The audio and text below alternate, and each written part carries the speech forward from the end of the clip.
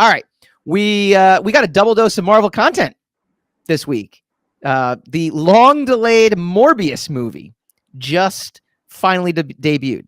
If you want to call it Marvel, you can. If you want, it's Marvel adjacent. It's the Sony. It's the Sony Marvel universe. Sony hack and slash, pilot fish, yes, parasitic hold on all things Spider-Man, and their attempt to ride the coattails of the MCU all the way to financial stardom and fame. So a little behind the curtain for you guys. I texted Hassan over the weekend. I said, "Hey, by the way, I forgot Morbius comes out," and I legitimately forgot. It had been delayed so often I didn't even realize. And now I didn't even really see any commercials for it. I think at this point they were just hoping to just get it out, and and then I've seen commercials for it. I've seen it advertised quite a bit on regular television. Yeah. Okay, yeah. I didn't. I haven't, and I couldn't tell you as to whether it's enough. It's being advertised enough, or is the marketing enough for it? But I have seen it. I can tell you I've seen it on a regular basis. Well, apparently, not only did I forget it was coming out, but apparently it got horrible reviews, and that was what you texted to me. You're like, I'm not seeing this. It's a 16% on Rotten. It was right, 16% on Rotten Tomatoes. Yeah, it was 16 when I texted you. It's changed a little since then. But what is it now? Do we know? I don't know. Hold on. Because you were just basically like saying you were done at that point. You wanted to go for it. Well, look, I wasn't really feeling Morbius. Years ago when it first got announced that it was coming out, so I was any excuse I could use to kind of sidestep it. It's in the same vein of Venom. You know how I feel. Yes, yes, I know you're not a Venom. That. You know my, huh? Yeah. Yeah, you're not a Venom fan. Not really all that much, and so. Nope, Morbius is still at 16. Okay. Still at 16, but it's got 70% audience score. All right. Okay. All right. So that's good. That makes sense. It wasn't bad. It wasn't good, but it was better than Venom. If we're using Venom as the benchmark. You like Venom? How can I do? But you don't think Venom is bad. I think Venom is purposely bad, and so I'm in on, and I think they're in on the joke, and I'm in on the joke, and so it's great. It's like snakes in a plane. I can enjoy it because it's not something that I'm going in being like, this is expert cinema. Morbius, believe it or not, has the makings of what could have been a very good movie. It even has. There's this one scene in the middle of it.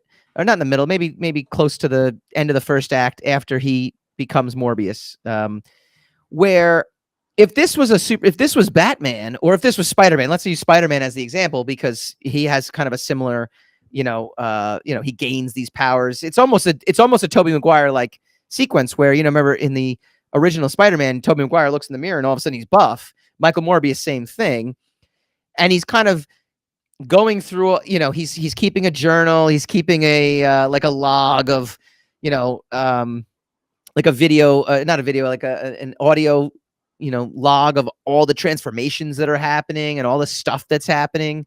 Yeah. And I'm sitting there going like, this is actually at that point too. I'm sitting there going, this is really good. Like it was actually really good up to that point, to where they introduced Jared Leto's Morbius character. You understood the character. You understood why he was motivated to do what he was doing. You understood kind of what he was after. And you understood why he had to go to the lengths of working on his own DNA in order to, he understood his issue, his want, right, of the character. Yeah, okay. Exactly. Like you do, like the entire time. You understood all this. And so when he becomes what he becomes, there's a moment in that scene where I thought it was going to fly off the rails. It didn't. The guard went up to his scientist partner to where basically this woman Martine, who's basically you could tell she's in love with him. She admires him for everything he's done. He's a genius, and so she really takes to him, and she is helping him. Basically, they have to go to international waters in order to perform this experiment. He meets his best friend at a special hospital because he has a blood disease. His friend has a blood disease, and so he's desperately trying to find a cure for that. He invents something called synthetic blood. He wins a Nobel Prize, but he refuses to accept it because he wasn't trying to create synthetic blood. He was trying to create a cure for himself. So he says, I refuse to accept an award for a mistake I made. So again, it lends itself. Okay, this guy's determined to do one thing, and that's to save himself and to save his best friend. And so again, really, really good. Then the best friend, I guess, apparently is super rich, and so can fund all of these experiments. He's the quiet benefactor. It's played by Matt Smith from Doctor Who fame. And they have to go into international waters in order to perform this because he says he's splicing human DNA and bat DNA, and obviously something like this is not something we can do in any way, shape, or form legally. And so they put him, on this boat.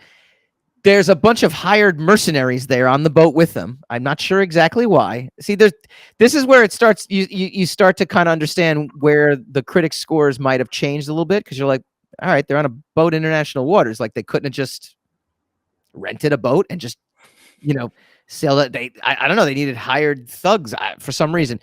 The thug goes down and meets Martine, and at first you're sitting there going like, oh my God, is this going to be a typical like white male toxicity, toxic masculinity kind of character, which has now become an archetype, which has now become a predictable archetype, I guess. But no, he actually restrains himself. He doesn't try to like force himself, because I'm like, oh my God, he's got a gun. He's going to obviously force himself on Martine Bancroft. But no, he doesn't. But then all of a sudden Morbius kind of changes and he becomes this vampire. From that scene on,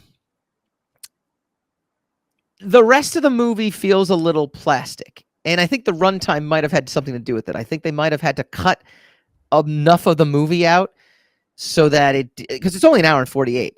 I wonder if they cut too much in the editing floor because they were worried they would become like a Zack Snyder film, where it goes on and on and on and in an uninteresting way.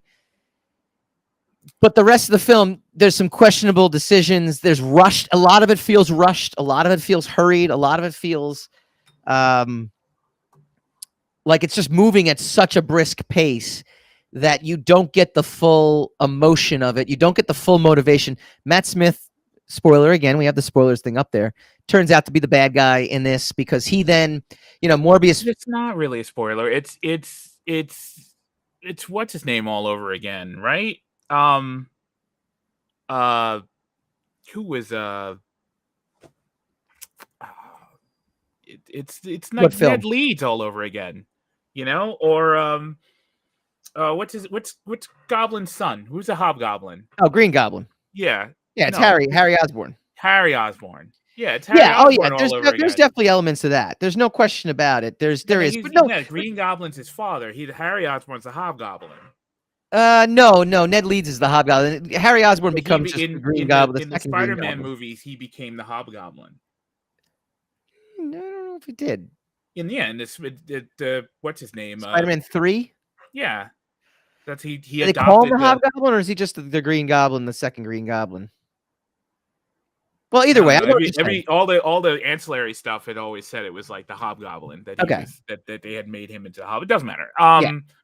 But I mean, it's the same thing. Is that we're friends, and you're doing this for. And then actually, in the Amazing Spider-Man, the Harry Osborn, played by Dane Hedon or whatever. Oh right, Dane DeHaan. DeHaan, yeah. It's almost the same story because he's sick, and he wants Spider-Man's blood. Right. So he's pretending to be his friend. So you even have. Well, no, this is the thing. See, this is where Morbius kind of again. Kind of almost bullet points out the rest of the movie for us.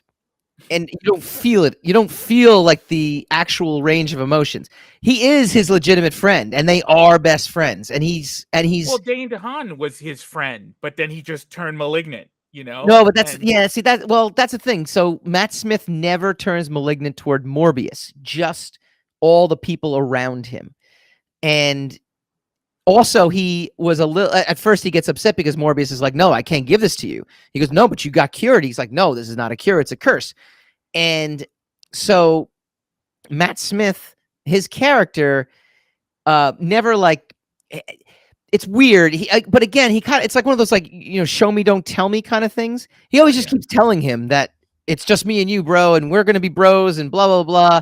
But the whole time he's not acting that way, and he starts killing people. And you're only saying it's different because of how it turns out, but it's yes, the same premise. Yeah. Oh yeah, it's yeah, like yeah. The same. Yeah. All right. Yeah. Okay. Yeah.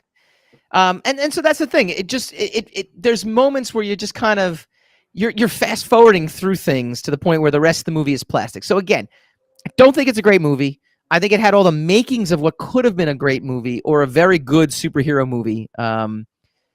It's not a bad film though, and Jared Leto does a nice job. He's actually very, very likable in this. I think Jared Leto can be an actor that you either love or don't love. You know what I mean? Like a very. I didn't mind his Joker. I liked his Joker.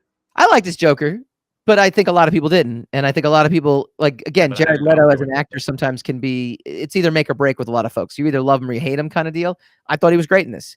I thought he was very promising as the character. A lot of promising moments in it. Just, it felt very rushed. It felt very much like we didn't feel it. And then Matt Smith, by the end, you're just very confused about why he's doing everything he's doing. In some ways you're not, because he lived his life as someone who was impaired. He was, both of them were on crutches their whole life. They couldn't be normal kids. So you could understand why he has disdain for the rest of the world. But then he kills a few people and you're like, why is he doing that now? Like he kills specific people and you're like, or he goes after specific people and you're like, I'm not quite sure what's going on. And he fights Morbius a lot. But meanwhile, he's always like, how does he know he's not going to kill Morbius when he fights him? You know what I mean? Like it's weird. Doesn't sound like a good movie to me. No, I'm saying it first half, excellent, or the first act was excellent. I thought an excellent setup. And then it just kind of went downhill. A lot of questionable decisions, very rushed. And that's that's my take. All right. Worth seeing in the theater? Yeah, no, I think so. No. Yeah. No. That doesn't sound like it at all. Not worth the 16% score, though. The 70% audience score, I think that makes sense to me. I think you would enjoy the 16% score and then the tepid box office probably would do it. Did the tepid? No, I thought it did well. Did okay. Let's see. I know it did well on Thursday night. It did a very good job. So debut. All right, yeah. So it eyes a 40. It eyed a $40 million opening, and it opened at 5.7. But it had $39 million opening. So I mean, it's less than half the box office of Venom. So I guess in that sense, it's a failure. If Venom is the benchmark for it, then I guess it is. This is what I'm saying. This is the same thing I said in the last segment of like when you hedge it all together and you compare the openings. Like, okay, so then we shouldn't watch any more Disney Plus after Loki. Because Loki did the best, so everything else is crap apparently. Right. So yeah, like look, if it did okay, it did okay. Yeah. Even Solo did okay. It made money, but in comparison to other, into every other movie in the genre, and that's how they measure these things these days. I don't know why. So, last bit of spoiler for you, if you'd like me to. I don't want any spoilers. Oh, it's too late now, I guess. If you'd like me to indulge a little further, there's an end credit scene that again didn't make any sense, but actually helped make. This is what I'm saying, dude. You're advocating for the movie, and you said this doesn't make any sense at least four times. Yes. All right. Okay. Go ahead. There's a scene at the end. It's an end credit scene that doesn't make sense in the context of the multiverse, because all of a sudden, Michael Keaton's character just from Spider-Man: Homecoming appears in the multiverse, in the Venom verse. We'll call it the Venomverse, right? Okay. Hello, Batman. Right. And I guess it explains how when Venom in Spider-Man No Way Home kind of shows up, but then kind of moves, kind of leaves the multiverse, but there's a piece of Venom behind.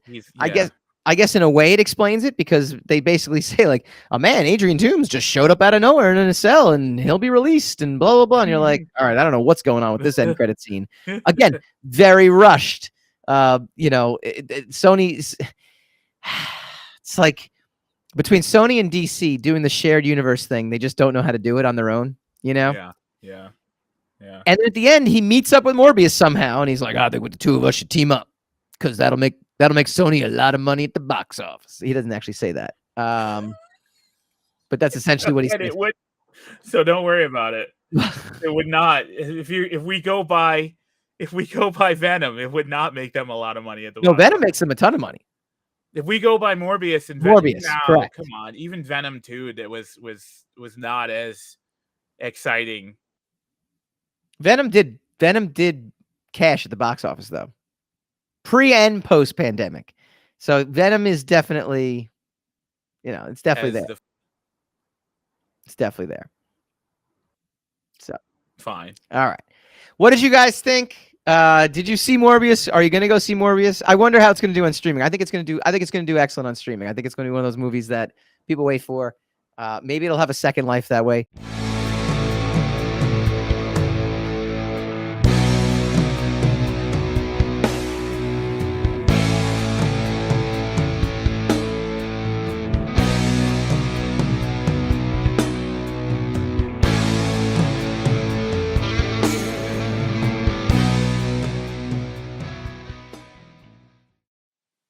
Rogue Wave. Hi guys, Mike Dolce here from the Rogue Wave podcast. If you like this video, please feel free to like, share, subscribe, all that fun stuff. It really helps us out. Leave a comment, let us know what you'd like to see in future episodes, and tune in every Wednesday night, 8 p.m. Eastern, for a brand new episode of the Rogue Wave podcast.